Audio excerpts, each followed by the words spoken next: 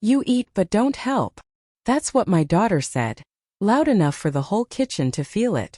My grandson didn't even look up from his phone. He just added, maybe it's time you moved out.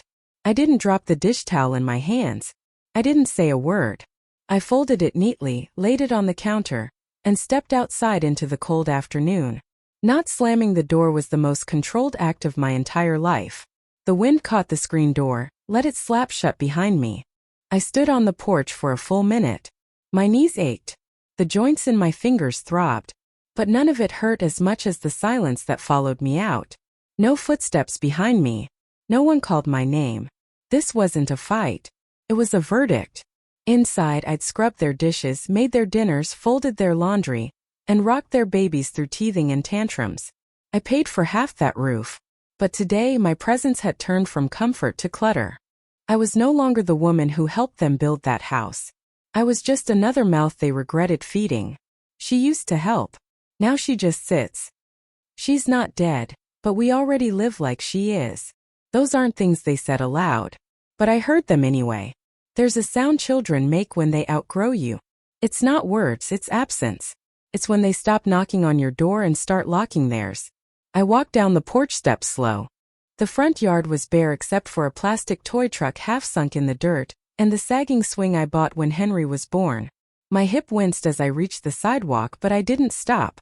I turned the corner without a bag, without a plan, just a debit card in my coat pocket and a quiet that settled in my bones like a second skin. I used to think they didn't know how much I gave. Now I realize they knew. And they counted on me staying quiet. I didn't cry. Not because it didn't hurt, but because crying would have felt like asking for something. And I wasn't asking anymore. I passed the corner store. The cashier nodded, probably thought I was on another walk for fresh air. If only she knew. This wasn't a walk. It was an escape. By the time I reached the bus stop, my hands had stopped shaking. I sat on the bench, looked out at the traffic, and felt something unfamiliar in my chest. It wasn't pain. It was the first breath of being done. I was your background. Until I disappeared. 3 days earlier I baked banana bread. Henry liked it with walnuts, but Sarah said they bothered his braces, so I left them out. The house smelled like memory and effort. I'd even cleaned the windows, which no one would notice. I had set out the placemats with the stitched corners. Picked up extra milk. Bought his favorite cereal, the one in the bright box he pretended he'd outgrown. In the hall closet, my suitcase waited by the door. Packed neatly. 2 sweaters. My blue slacks. The blouse I wore for my 40th anniversary. A plastic pouch with my meds, zipped shut like a promise I'd be no trouble. And the envelope, my bank documents and the deed to the house. Just in case, I told myself. But deep down I knew. You don't carry your name on a deed unless you're about to remind someone it's there. That morning I'd made eggs. My grandson came in and grabbed a Pop-Tart instead. You don't have to cook, Sarah said. We're not expecting you to play maid. I smiled. I like cooking for my family. She nodded vaguely. Still, you don't need to. You're a guest. That word. It landed like a splinter under the skin. Guest. The house was built with my pension money. I'd taken early retirement so they could get the down payment. I lived in the back room. My name was still on the title, tucked quietly under theirs. But suddenly I was a guest. 3 nights before the kitchen scene, I overheard Sarah in the hallway. Her voice was low but not low enough. She doesn't help anymore. She just takes up space. Mom, she's old, Henry had muttered. She's expensive, she'd replied. That's when I began to fold my things. Quietly. Without urgency. I didn't pack as if I were leaving. I packed like someone getting ready for a storm no one else saw coming. There was an old envelope in my dresser, the one my husband left me before his surgery. Inside, 1 check, a note, and a spare key to a storage unit. If you ever need to go, he'd written, start with this. I hadn't opened it in years. But that night I pulled it out, held it under the lamp and whispered, Derek, I think I'm going. The next day I bought a burner phone. Just in case. I took out $400 in cash. I withdrew it from the joint account without guilt. They said, you eat but don't help. So I left. Quietly. I remember the morning before I walked out. Sarah asked if I'd mind sweeping the back porch. I said, "Sure." She nodded, already turning away. No thanks. No glance. Just dismissal wrapped in politeness. That porch was where I used to rock Henry to sleep, where I read to him about trains and planets and bravery. Funny how places turn on you. First they hold you, then they erase you. By the time they told me I was a burden, I had already stopped expecting kindness. You didn't erase me. I escaped. The bus station was colder than I remembered. I bought a one-way ticket to Ashland, not because I had a reason to go there, but because it was far enough, quiet enough, and didn't sound like failure. I sat on a bench near the platform, coat buttoned to my throat, a grocery bag with banana bread still warm beside me. I hadn't planned to take it, but I grabbed it out of habit. That was the thing. Everything I did for them had become muscle memory, even kindness. My phone buzzed. Not the old one. I'd turned that off and dropped it in a drawer. This was the burner I bought on instinct. I almost didn't check it. But something in me, a flicker of foolish hope, made me look. It was a notification from Sarah's social media. I never followed her, but the account was public. A video. My fingers trembled as I tapped it open. There they were. Sarah, Henry, and 3 of their friends standing in the kitchen I helped tile, toasting with sparkling cider. Behind them, streamers hung across the cabinets. The caption read, "Housewarming finally ours." I froze. I hadn't told them I was leaving. I hadn't even taken the deed. And yet, finally ours. They didn't know yet that I still held ownership. Or maybe they did and thought I wouldn't fight it. Maybe they assumed I was too old, too quiet, too tired to care. Or maybe they hoped I'd be gone before they made it official. That word again. Finally. As if my presence had been the delay. I closed the app. Stared straight ahead. The banana bread in my bag had cooled. Across from me, a woman with a baby asked if I was okay. I smiled politely. Said yes. But inside something shifted. It wasn't the betrayal that stunned me. It was the efficiency. They hadn't forgotten me. They'd removed me. Strategically. There was no accident, no misunderstanding, no emotional chaos. Just logistics. And that somehow made it worse. I didn't miss the signs. I just hoped they were wrong. At the next bench, a man tapped his newspaper and muttered, "People plan your exit before you even get the hint." He wasn't talking to me, but the words landed. When the bus pulled in, I rose slowly, knees crackling, back tight. I handed over my ticket and boarded with one small bag, the burner phone, and the bread I no longer wanted. I didn't cry. That was the twist. They thought I'd be broken. But I was busy drawing new blueprints. I sat by the window, stared out as the city dissolved into shadow, and whispered to the glass, "I'm not gone. I'm just rebuilding somewhere you can't find me." By the time the driver turned off the cabin lights, I'd made a decision. They thought they had the house. They didn't. I reached into my coat pocket and gripped the envelope Derek had left me. My thumb rested on the edge of the paper like it had a pulse. Fine, I thought. You want it that way? Then I'll leave. But not empty-handed. You didn't forget me. You calculated me out. The bus reached Ashland around midnight. Rain traced shaky lines across the windows as I stepped onto the curb. My shoes soaked through in seconds, but I didn't care. The air smelled like wet leaves and old promises. I didn't call anyone. Didn't tell anyone I was here. I walked to the nearest motel, one of those low, stretched-out places with a flickering vacancy sign and a desk clerk who didn't look up until I cleared my throat. "Need a room?" he asked. I nodded. "Just you." "Just me." He handed me a key card without small talk. Room 14. The carpet in the hallway was damp, the wallpaper peeling in corners. But the lock clicked cleanly, and the heat worked. That was enough. I sat on the edge of the bed, coat still on, shoes still dripping. Across from me, the TV glowed softly on mute. An old movie played, a couple arguing in a kitchen. I watched them silently until the credits rolled. Then I reached into my bag and pulled out the burner phone. I didn't call. I just stared at the dark screen. This is what people forget. Silence is not the absence of feeling. It's the decision to stop bleeding where no one sees. I turned off the phone. Not to save battery. To save myself. I didn't leave the room. I just turned off the light. The motel mirror was cracked at the corner. I saw myself in it, hair damp, shoulders heavy, eyes wide awake.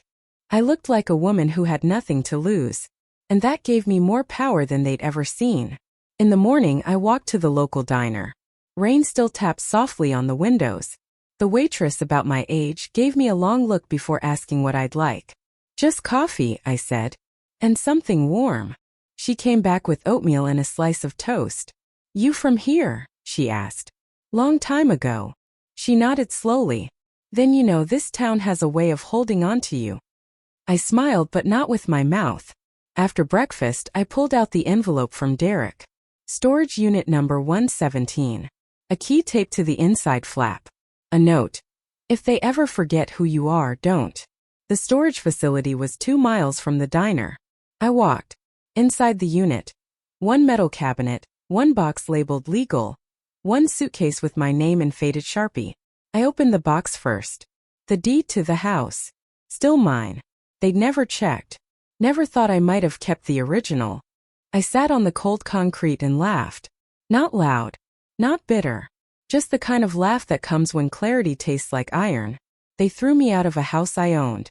They warmed a home with cider and lies. They counted me out but forgot to change the locks. You made room for your life. So I made room in mine for freedom. I spent the rest of the day at the library. Clean tables. Warm light.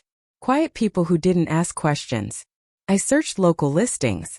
Looked for a lawyer. Then I opened a blank email and typed. To Sarah. Subject. Transfer of ownership. But I didn't finish it. I deleted it. Because I wouldn't send a warning.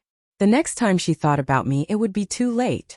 The lawyer's office smelled like lemon cleaner and stale ambition. Her name was Denise Caldwell.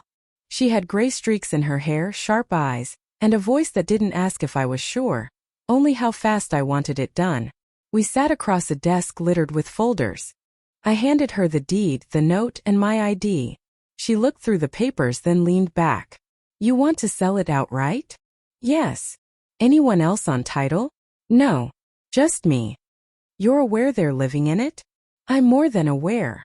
Denise didn't blink. She just picked up a pen. "That makes this clean," she said. While she typed, I stared at a diploma on the wall. Law school, class of 2001. Same year Sarah graduated high school. Back when she still called me Mama, instead of Ma. I wondered how many mothers sat in this same chair. Erasing the names of people who once cried into their chests. Denise slid papers toward me. "Initial here. Sign there."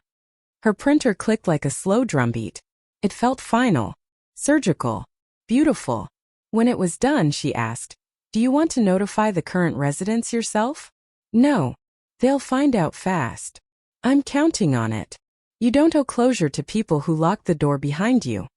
I left with a manila folder and a check made out to my name alone. At the diner across the street, I ordered soup. The waitress from yesterday poured my coffee and said, "You look lighter today." "I feel finished." She didn't ask what I meant. Just nodded like she knew. I checked my old bank account from the burner phone. Their recent withdrawals stood out. Repairs, appliances, redecorating. They'd started renovating, probably assuming I died, or wouldn't notice. But they'd made one mistake. They confused stillness with absence. I wasn't gone. I was just watching. I didn't abandon them. I watched them abandon me. I walked back to the library and used the public computer to send a single message. Not to them. To the real estate agent. List it. As is. Fast. Then I closed the tab, logged out, and walked to a nearby bench under a maple tree already turning red. The air smelled of endings. A teenage boy passed with a backpack and earbuds. He looked like Henry at 12. He glanced at me, then stopped. "You okay, ma'am?" I smiled. "I'm better than okay." He nodded awkwardly and kept walking. He would never know what I meant. That's fine. The people who needed to know would find out soon enough. Back in the motel that night, I pulled out the photo of Derek. His eyes soft, his shoulders broad in that old plaid shirt. "You were right," I whispered. "They'd forget." But I hadn't. I hadn't forgotten who I was or what I'd built. I lay down fully clothed, one arm folded under my head, and closed my eyes to silence that didn't ache anymore. No one texted. No one called. And for the first time in years, that didn't feel like punishment. Felt like peace. I didn't forgive. I just turned off the sound. The listing went live on Thursday. By Friday morning there were 3 offers. Cash. Above asking. Denise called me at the motel and said, "They want a quick close." "Good," I said. She asked if I'd like to wait a week. "Let Sarah and Henry know. Give them time to adjust." No. No more warnings. No more cushions. They used silence like scissors. Now it was my turn. I signed the acceptance electronically from the motel's lobby computer. It felt surreal, how easy it was to move an entire life with a mouse click.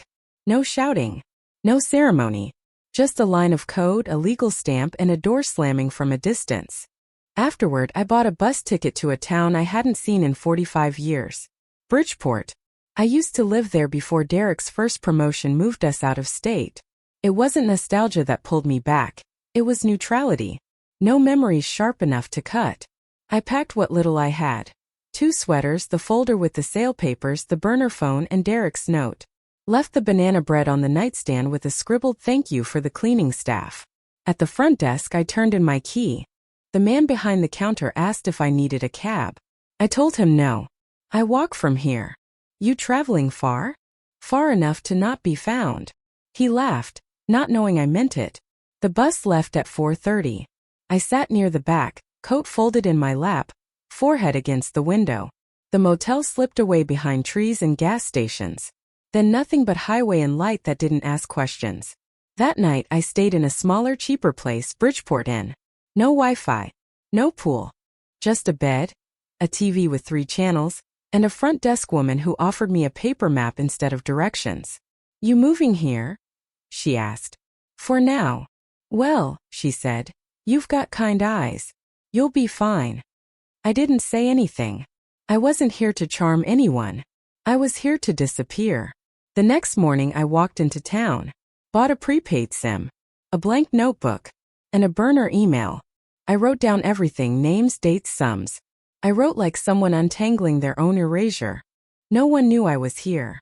No one would find me unless I wanted to be found. I passed a thrift store and bought a used coat, a mug that said "Ask me about my cat," and a paperback novel with dog-eared pages. $10 total. The woman behind the counter smiled. "You from here?" "I used to be." "Well," she said, "welcome back." I didn't correct her. I wasn't back. I was between. By evening, I found a room for rent in a house on the edge of town. A woman named Margaret ran it. Retired nurse, 2 cats, strict rules. "Quiet only," she said. "No drama. No guests." I nodded. "Perfect." She showed me a small upstairs room with a narrow window and a faded rug. "You okay with simple?" "I'm done with complicated." She handed me a key. "I don't ask questions," she added. "Thank you," I said. I moved in that night. The room smelled like lavender and old wallpaper. I unpacked slowly, hanging my coat, folding my shirts.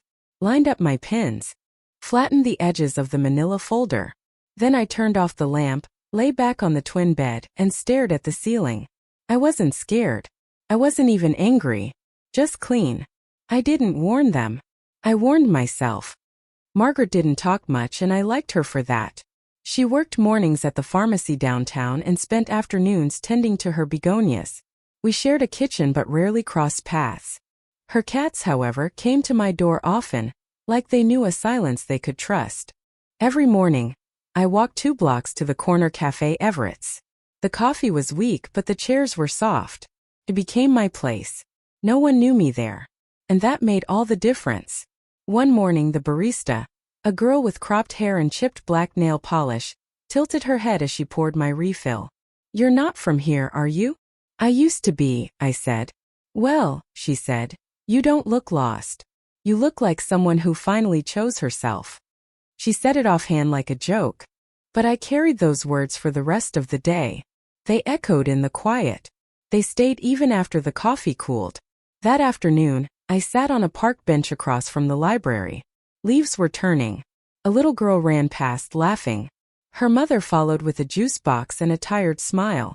I watched them the way you watch a life that might have been yours in another timeline. I didn't feel regret. Just distance. The town was small enough to hear the same names twice. But mine never came up. I was a shadow here. A quiet renter in a quiet house. No one asked where I came from and I didn't offer. Margaret stopped me once in the hallway. "You're settling in," she said. "I am. You walk like someone who doesn't wait anymore." I smiled. That one landed too. I used to wait for them to come around. Now I just walk past. It took them a week to notice the house was no longer theirs. The first message came from Sarah. Not a call. A text. "Mom? There's a notice taped to the front door. What's going on?" I didn't reply. 2 hours later, a second one. "You sold it? Without even telling us? Are you serious?" Still I said nothing. That evening my burner rang. I didn't answer. It rang again the next morning. Then again. Eventually I powered it off. The only message I responded to came in the form of a voicemail from Henry. His voice cracked between anger and confusion. "Grandma, we're being told we have 30 days to move out. Why would you do this? After everything?" I listened to it once, then deleted it. No explanations. No scenes. No reverse. They deserved silence. And I delivered it like a final meal. Later that day, Margaret knocked gently. "You have visitors," she said. At the gate. I followed her to the front porch. Sarah was there, arms folded, face tight. Henry stood behind her, smaller than I remembered him. I didn't invite them in. I stepped outside, closed the door behind me. Sarah spoke first. "You blindsided us." I said nothing. "You could have at least talked to us. Given us a chance." Still I waited. "Why?" she demanded. "Why would you do this to your own family?" I looked her in the eye for the first time in years. Now you know what silence sounds like. From the one who always came back. Her mouth opened, then closed. Henry said nothing. He looked at the ground. I didn't cry. I didn't yell. I just stepped back inside and locked the door. No goodbye. No closure. Just the end they wrote long ago. A week passed. Then 2. They called the lawyer. They called the agent. They called my old bank. But I wasn't in any of those places anymore. Sarah left a voicemail on the motel line I'd used once. The voice was brittle. "We didn't think you'd actually go through with it. We were upset. That's all. Please call us." I didn't. Another message came later. "We're moving out. The buyers want an early close. I hope you're happy." That one made me smile, not because of revenge but because it meant the last thread was finally cut. The check cleared. I moved my name off the utilities. Canceled the old forwarding address.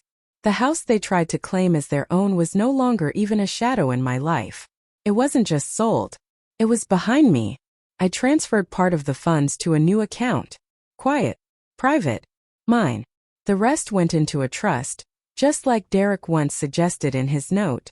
For later. For whatever peace cost. They didn't lose a house. They lost access. To me. They looked for me where I no longer lived, in place or in heart. At the library, I saw a headline on someone's tablet. "Housing squeeze forces sudden move-outs." I kept walking. My story wasn't news. It was justice. The kitchen in Margaret's house was small but warm. Morning sun slid across the counter, lighting up the chipped ceramic mug I'd come to favor. The one with the faded cat print. I poured coffee slow and steady, watching steam rise. I'd started baking again. Not for anyone. Just for me. Apple bread this time. No walnuts. The house was quiet. Not heavy quiet. Free quiet. A kind I hadn't felt in years. No footsteps pounding upstairs. No voices cutting across the kitchen. No side comments masked as politeness. Just the hum of something simple: choice. I sat at the table with my notebook, the one I filled with numbers and notes and truths I wasn't allowed to speak aloud before. I flipped to the last page and wrote 2 words. "It's done." Then I closed it. That afternoon I walked to Everett's. The barista nodded when she saw me. "The usual? Please." She handed me the cup and said, "You always seem so calm." I smiled. "That's what happens when you stop chasing noise." She laughed, not fully understanding, but that was okay. On my way home, I passed a couple arguing on a porch. Their words sharp, fast, and familiar. I kept walking. Didn't flinch. Not all echoes deserve attention. Margaret was watering the plants when I returned. She looked up. "You're looking settled," she said. "I am." You staying for good? I already did. That night, I sat by the window with a slice of apple bread and a cup of tea. The lights of the neighborhood blinked on, one by one, like quiet little acts of faith. I didn't think about Sarah. Or Henry. They were noise I turned down. I didn't disappear. I just stopped explaining. Sometimes love is just. Finally ending the conversation. What would you have done in my place? If the story hit you, leave a like. And don't forget to subscribe. It only gets stronger from here.